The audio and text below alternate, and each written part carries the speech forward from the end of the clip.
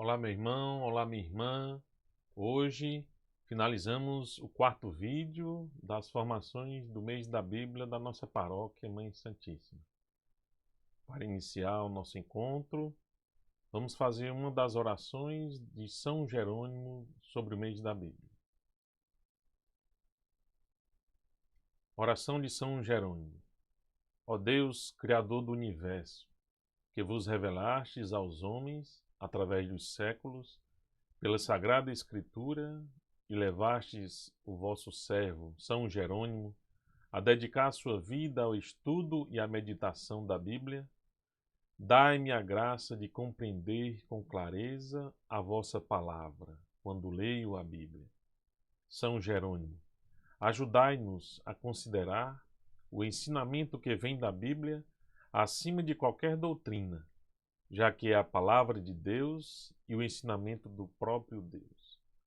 Fazei que todos os homens aceitem e sigam a orientação do nosso Pai comum, expressa nas Sagradas Escrituras. São Jerônimo, rogai por nós. Nós tivemos no primeiro domingo a formação sobre a leitura orante, como fazer a leitura orante. No segundo domingo tivemos no segundo domingo tivemos sobre o Antigo Testamento, algumas informações da divisão da Bíblia e da divisão do Antigo Testamento. E no terceiro domingo tivemos informações sobre a divisão do Novo Testamento, como está dividido o Novo Testamento. Hoje finalizamos esse quarto domingo sobre o livro do Deuteronômio, que é inclusive o livro estudado pela nossa igreja no Brasil, da CNBB, para o mês da Bíblia de 2020. Então vamos estudar um pouco, olhar as principais características e informações desse livro. Nós estamos vendo aí a capa do texto base para o mês da Bíblia desse ano. Nós podemos ver que ele faz sintonia com a campanha da fraternidade. Podemos ver aí a nossa Santa Dulce dos Pobres, né?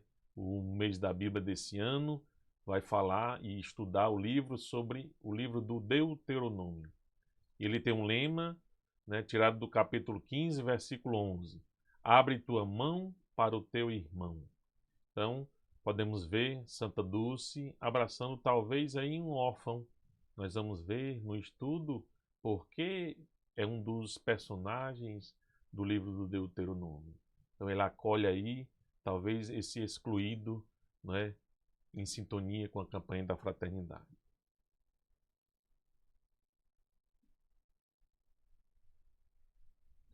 No Deuteronômio, nós podemos ver na Bíblia, ele é o quinto livro do Pentateuco, Torá. O que é isso?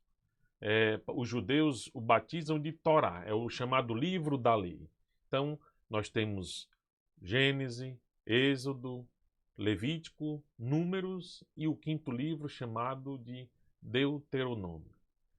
Nós temos no Pentateuco, que são os 5 primeiros livros da Bíblia, tradições que ao longo da história, da formação desses textos, foram diferenciados e colocados como uma coxa de retalho. Então, quando a gente vê o Pentateuco, ele foi uma formação de vários trechos de várias épocas do Antigo Testamento. E surgiram tradições, né? Tradição eloísta, tradição sacerdotal, tradição javista e a tradição que se enquadra o nosso livro, tradição deuteronomista, né? É a vivência dos mandamentos. Nós vamos ver que um personagem importante, Moisés, que vai fazer discursos ao povo sobre a vivência desses mandamentos. Qual é o significado? Ele vem do grego, chamado Deutero, segunda, nomos, lei. Quer dizer, Deuteronômio é o livro da segunda lei. Por que livro da segunda lei? Porque houve a primeira lei, que é justamente está lá no Êxodo capítulo 20, né? A instrução dos 10 mandamentos dados a Moisés lá no monte. Então, a primeira lei foi essa. Aqui no Deuteronômio é chamado de segunda lei. que é a vivência, a colocação em prática desses mandamentos, né, desse povo hebreu. Nós temos o conteúdo, são as últimas palavras de Moisés para Israel. É a relação entre as palavras dadas a Moisés por Javé e as de Moisés para o povo. Então, Moisés, aqui no livro, vai proferir exortações, né, colocar em prática, que o povo coloque em prática essa lei que foi recebida depois da libertação. E tem uma centralidade aqui nesse texto que eu vou ler. Capítulo 6, ele vai dizer: são estes os mandamentos, os estatutos e as normas que Javé vosso Deus ordenou ensinar-vos, para que os coloqueis em prática na terra para o qual passais, a fim de tomardes posse dela. E assim temas a Deus Javé e observes todos os seus estatutos e mandamentos, que eu hoje te ordeno, tu, teu filho e teu neto, todos os dias da tua vida, para que os teus dias se prolonguem. Então, talvez esse seja um dos mais importantes textos, né, trecho do livro do Deuteronômio. Ouvir a Deus e Israel e colocar em prática os seus ensinamentos. Nós temos aí o autor. Quem é o autor desse livro? Não temos informações precisas de quem seria o autor, né, do livro do Deuteronômio. Para a igreja, ele é atribuído a Moisés. Mas nós vamos perceber, quando formos falar do contexto histórico, que foram várias pessoas em várias épocas, em situações diferentes. Então, talvez, como fala a introdução da TEB, da Bíblia TEB, os biblistas e estudiosos colocam como os escribas e levitas, né, diante desse período histórico, né? Mas ele é atribuído a Moisés. Qual é a datação dele? Quando ele foi formado? Por ser formado em um longo tempo, ele se dá um período aí mais ou menos de 750 a 400 anos antes de Cristo.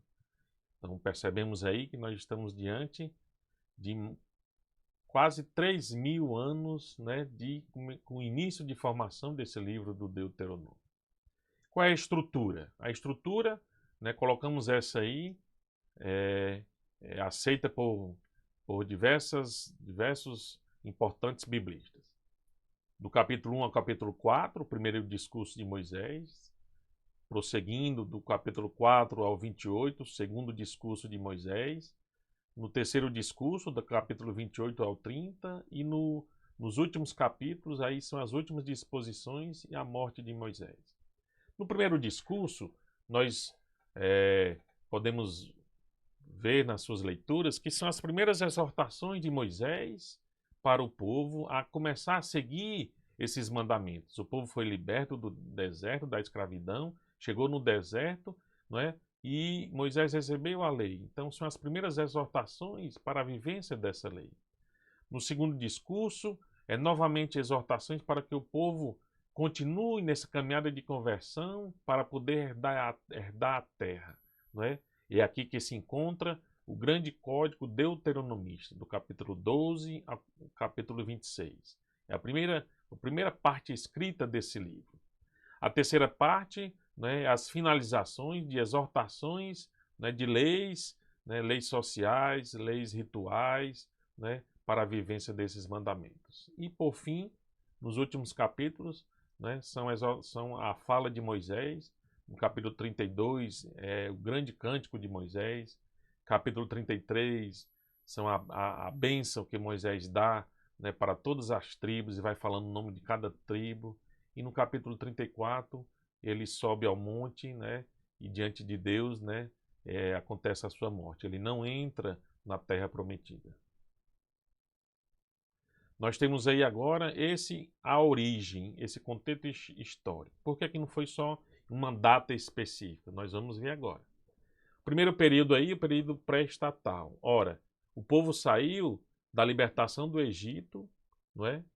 E está na caminhada do deserto para a formação desse povo hebreu. Então o povo vai se formar. Nós vamos perceber na história do povo do Antigo Testamento que ele vai se formar primeiramente em tribos. Então nós temos as 12 tribos de Israel. E nesse período foi se organizando esse povo na vivência da fé, né, no seguimento a Deus Javé. Antes do reinado, né, que começou com o reino de Saul, antes do povo ter um rei. Então eles viviam em tribos. Mas se nós pegarmos lá, capítulo 8 do livro de 1 Samuel, Deus Javé vai dizer: fale para o povo que o que vai acontecer com ele se tiver um rei. Então nós passamos para o próximo período, que é o período dos reis. Aqui nós temos o reino de Israel, né? 930 a 722. O reino de Israel, ele tinha a vivência de Deus Javé, mas aos poucos foi entrando idolatria de culto a outros deuses, né? Então, o reino de Israel, com a exploração também de alguns reis, e aí vai surgir alguns profetas que vai denunciar esse período. Então, com o povo assírio, né, que chegou com o rei Sargon, destruiu o povo de Israel em 722. Então, esse povo que foi, uma boa parte morreram, outra parte fugiram. Então, boa parte fugiram para ajudar o reino do sul, de Judá. E aí, esse povo, chegando no reino de Judá, nós estamos na época já da reforma de Ezequias. Ezequias foi um rei que surgiu em 716 e, advindo esse povo do norte, como era uma população grande, ele fez uma reforma, né? Essa reforma de Ezequias foi para unificar a vivência de um só Deus, Deus Javé, e a centralidade do culto em Jerusalém, né? E aí foi fortificada Jerusalém com um muro, né, um muro grande, e a vivência desse culto. Mas aí Ezequias morre e em 620 surge outro rei, Josias. E o rei Josias vai dar continuidade a essa reforma que Ezequias tinha começado. Então ele expande essa reforma, colocando novamente a centralidade no culto a Deus Javé, destruindo qualquer outra forma de culto de outros deuses, porque sabemos que nesse território de Canaã havia outros povos. Por exemplo, os povos filisteus que constantemente invadiam, não é, esse espaço de terra. Então havia outros povos e com esses outros povos, outros deuses. Então Josias vai reformar, vamos dizer assim, novamente, a centralidade do culto a Deus Javé. E aí, depois de um certo período, né, houve, não é, a redação exílica. Alguns trechos desse livro foram escritos, né, no período do exílio. Né? Durante a reforma de Josias, encontraram um livro chamado Livro da Lei. Está lá em 2 Reis, capítulo 23. É chamado Livro da Aliança. E já se tinha escrito pelos escribas e levitas o Código Deuteronomista, capítulo 12 a 26. Com essa reforma, e no período do exílio, da redação exílica, foi ampliado esses capítulos. Então, surgiu aí novamente do capítulo 4 ao capítulo 28. E no final da redação pós-exílica, depois que o povo volta do exílio da Babilônia, os outros capítulos foram incluídos, né? Os primeiros capítulos, 1, 2 e 3, e o restante dos capítulos até o capítulo 34, colocando Moisés como protagonista, né, dessa libertação e dessa vivência dos mandamentos para o povo. Então, quem é a figura de Moisés? É o principal personagem. Por quê?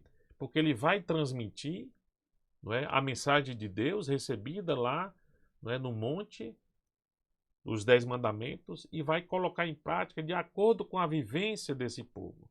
Nós vimos aí, no contexto histórico, o grande período desse povo que vivenciou, né, alegrias e tristezas, guerras, derrotas, vitórias. Então, a vivência desses mandamentos é de acordo com a vivência desse povo, né, nesse contexto histórico. Tem esse livro, a pessoa de Moisés, vai explicar o que? A vontade de Deus Javé, né, através dessas leis, dessas normas. Seus discursos transmitem critérios essenciais para viverem na nova terra. Ora, se o povo vinha da libertação, mas muito desse povo das gerações não foi o próprio povo que saiu do Egito escravo. Já foram os filhos e os netos. Nós acabamos de ler e ouvir. Então, como essas futuras gerações iriam viver lá nessa terra prometida, terra de Canaã? Então, esses são alguns critérios, normas e leis para que esse povo continue a fidelidade a Javé. E aí ele conscientiza, né, essas novas gerações. E Moisés tem essa missão de renovar a aliança dada a Abraão. Nós vamos perceber que a centralidade do livro do Deuteronômio, como está aí no capítulo 4, vai mostrar a importância da terra, do próprio Deus Javé e as obrigações que o povo tem que ter. Então, fazendo uma comparação com a criação, nós temos Adão, que teve a desobediência, né? Perdeu de estar face a face com Deus, né? Então, o rompimento com a relação com Deus, né? E ele se cobre, né? E se esconde, e aí bota a culpa na mulher, Eva, né? Então, quebra também a relação com a humanidade e foi expulso da terra. Então, quebra também a relação com o paraíso. E temos aí a figura de Moisés, que é obediente, está diante da sarça ardente lá no Êxodo, Deus Javé se apresenta e manda ele libertar o povo, e ele mesmo retrucando, vai e faz a vontade de Javé. Ele novamente continua a aliança, prega essa aliança de Deus Javé com o povo e é atribuído a ele, não é, a obediência e a norma de levar esse povo no deserto, alimentá-lo na fé e colocar exortações de como vai ser essa vivência para esse retorno da terra. Então nós temos aí alguns destaques importantes para que entendemos um pouco esse livro. São chamados destaques teológicos. Por quê? Porque esse livro é um livro grande, são 34 capítulos, não é? Então são normas, são leis, muitas leis vão se repetir. Por quê? Porque tinha já o capítulo 12 a 26, depois ele foi ampliado, depois foi finalizado com os outros capítulos, então tem algumas repetições. Então ao ler você vai ter que tirar alguns pontos mais importantes do que Deus quer nos apresentar através desse livro. Por isso nós colocamos alguns destaques. Nós não vamos ler essas passagens, você depois pode, né, identificar e ler depois, mas vamos colocar a unidade. Qual é a unidade, não é, como destaque teológico? Nós temos agora um Deus, que é Javé. Temos um povo, que é os hebreus. Temos uma lei, que é a própria Torá, a divina dos 10 mandamentos. Temos um santuário, que posteriormente vai ser a centralidade do culto em Jerusalém. E temos a terra, que é a terra prometida, chamada de Canaã. Desde lá do Êxodo, vai mostrar que é a terra que corre leite e mel. É lá onde vai ser abundante e a vivência da descendência desse povo. Nós temos também a figura da eleição, né? Eleição, porque Deus vai dizer, né, em um trecho que você vai poder ler depois, vai dizer: você será meu povo e eu serei o vosso Deus. Então, é como se fosse um pacto. Deus escolhe o povo de Israel, mas também cobra, né, que esse povo seja fiel. Por isso que o próximo item aí é a fidelidade. Fidelidade, porque o povo tem que ser fiel, não ser idólatra, né, para com os outros deuses. Nós temos vários deuses, né, na vivência dos outros povos. Baal, Astarte, né? Então nós temos outros deuses e aos poucos foi entrando principalmente no palácio dos reis. Por isso que os profetas Elias, Amós, Oséias, né, alguns profetas do exílio, vai denunciar essa vivência, essa idolatria desses reis e principalmente também a exploração do povo. Então temos aí a fidelidade. Temos também a terra prometida, desde lá de Abraão com a aliança do capítulo 12, que ele terá uma descendência, e lá no Êxodo, com Moisés, né, é prometido uma terra, né, que vai correr leite e mel, quer dizer, uma terra de abundância para a vivência desse povo. Nós temos também a centralidade, próximo tema teológico, do culto. O culto, como falei, havia outros deuses. Então, nas tribos, a partir da vivência das 10 tribos, para depois adentrar no povo, na terra de Canaã, esse povo centralizou-se com as reformas de Josias e Ezequias, a centralidade em um único lugar, né, desse culto a Javé. Então foi criado nesse período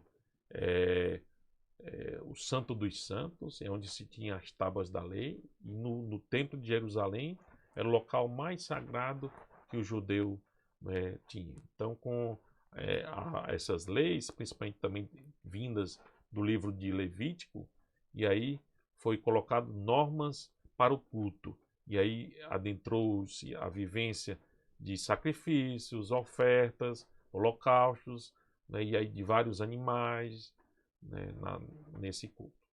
Nós temos também outra centralidade, que é um destaque teológico, a solidariedade. E aqui entra o lema do nosso livro. Abre a tua mão para o teu irmão. Por quê? Porque advindo esse povo do reino de Israel, do norte, depois, né, da guerra dos assírios, quem ficou mais desprovido e marginalizado? O órfão, a viúva e o estrangeiro.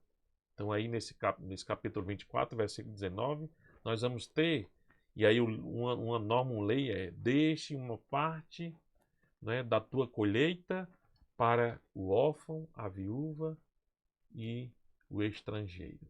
Por isso que o lema do Deuteronômio é esse. Abre a tua mão para o teu irmão. Né? E aqui está uma das centralidades também do Deuteronômio. De que para adentrar, para viver a experiência de uma terra boa, temos que ser solidários. Solidário não é dar o que sobra. Solidário é dar o que tem em favor do outro que precisa. Então, é um dos destaques teológicos do nosso livro. E outro último destaque é a própria aliança. Se nós pegarmos toda a Bíblia, desde a criação, depois Abraão, depois os patriarcas, Moisés, até Jesus Cristo, os apóstolos, a centralidade da Bíblia é a aliança. E o centro dessa centralidade é Jesus, que é prefigurado desde a criação, né, até o último livro do Apocalipse. Então a aliança é outra centralidade nesse destaque teológico. Por isso, a aliança vai dizer o quê? É um empenho em Deus de sempre estar a favor do povo, realizar e fazer acontecer, não é, o que ele prometeu, mesmo com a infidelidade do povo. E esse povo de tentar nessa história cumprir esses mandamentos e ser fiel, não é, a Deus Javé. Qual é a importância desse livro do Deuteronômio? Junto com o Êxodo, forma o centro do Antigo Testamento. Então, o Êxodo aqui é a libertação, para o judeu é o centro, não é, para ele é estar liberto da escravidão e poder viver a experiência do Deus Javé, povo livre, povo hebreu. Então, o Deuteronômio é como se fosse a continuidade do livro do Êxodo. Então, tem essa grande importância, nos trazer essas normas para uma vivência mais fraterna, uma vivência mais humana, uma vivência nessa terra para concretizar a aliança dada por Deus.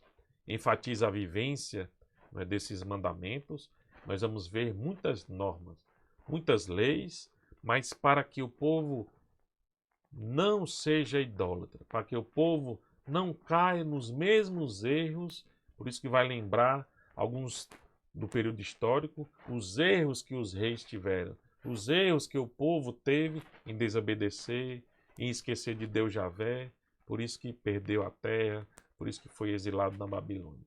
Então, se cumprir esses mandamentos, Deus sempre estará com esse povo. Então apresenta essa presença desse Deus nessa travessia do deserto, né? Coloca como 40 anos, mas é como se fosse uma caminhada, um tempo da vivência desse povo no deserto. São exortações dirigidas a esse povo para escutar, não é, a vontade de Deus e colocar em prática. Então sempre essas normas é para que o povo não deixe de ser infiel, de ser fiel à sua aliança. E ele é um dos livros mais citados do Novo Testamento. Esse livro, para você ver a grande importância, por exemplo, nós temos as tentações de Jesus, não é? No Novo Testamento. Ele é quase 200 vezes ele é citado. As tentações de Jesus ele tirou justamente do livro do Deuteronômio. Por exemplo, aí, na primeira, ele responde: não só de pão vive o homem, mas de toda palavra que sai da boca de Deus. Deuteronômio 8. Nós temos a segunda: não tentarás o Senhor teu Deus. Deuteronômio 6. E a última: ao Senhor teu Deus adorarás e só a ele prestarás culto. Deuteronômio também 6, versículo 3. Então nós percebemos que o livro do Deuteronômio vai estar com o povo sempre vai recorrer, né, a esse livro, também juntamente com os outros livros do Pentateuco, vai ser o livro da lei, o livro que vai instruir, que vai organizar o povo numa sociedade que seja mais uma sociedade igualitária, uma sociedade que viva e coloque em prática a vivência desse Deus, Deus que é amor, Deus que é misericórdia, Deus que une esse povo para os desafios da vida. Então, obrigado você que participou desses 4 encontros, né? Falamos um pouco sobre, né, a importância desse estudo, né? Como é que está dividido, como fazer a leitura orante. Então, obrigado, né? E que você possa ter, se não já tem, né? Possa continuar esse gosto de estudar um pouco, né? Sobre o livro da Bíblia.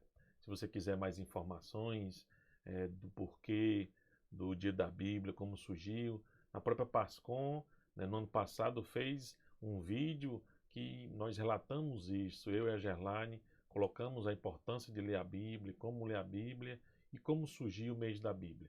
Então, a Pascom pode disponibilizar também, né, esse encontro. E aí você também pode ir acessando, né, o canal do YouTube da nossa paróquia e visualizar, né, quantas vezes quiser, partilhar com os irmãos, né, e divulgar esses encontros. Que Deus abençoe, abençoe você, abençoe sua família. Amém.